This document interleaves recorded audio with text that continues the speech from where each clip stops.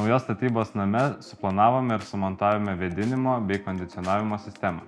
Kadangi šis namas neturi atskiros katilinės, klientų pageidavimų rekuperatorius buvo sumontuotas šio namo skalbykloje. Norint išlaikyti patalpos estetiką, įrenginys buvo sumontuotas kaip įmanoma aukščiau ir apsiūtas apdailinėmis detalėmis. Šiuo atveju klientui parinkome rotacinį Blauberg gamintojo rekuperatorių, kuris tinkamas pagal šio namo plotą bei sistemą ir gali būti valdomas išmaniuoju įrenginiu arba pulteliu.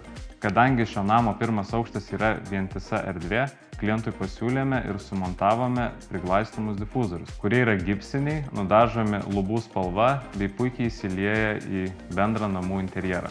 Šiuo atveju klientai nenorėjo išlaidauti oro kondicionieriams, tad buvo pasirinktas optimalus variantas ir sumontuotas vienas galingas įrenginys laiptinėje, kuris atvėsins tiek pirmą, tiek antrą aukštą. Lauko blokas sumontuotas iškart už sienos ant namo fasado, o kondensatas nuteka lietvamzdžiu.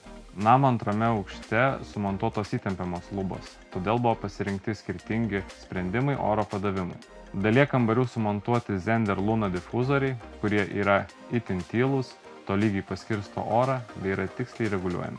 Dėl šio namo konstrukcijos, norint išlaikyti lubų aukštį, vaikų kambariuose buvo sumontuotos sieninės oro padavimo grotelės. Ortakiai iš pirmo į antrą aukštą atvesti drabužinės patalpoje ir paslėpti gipso siena bei spintomis.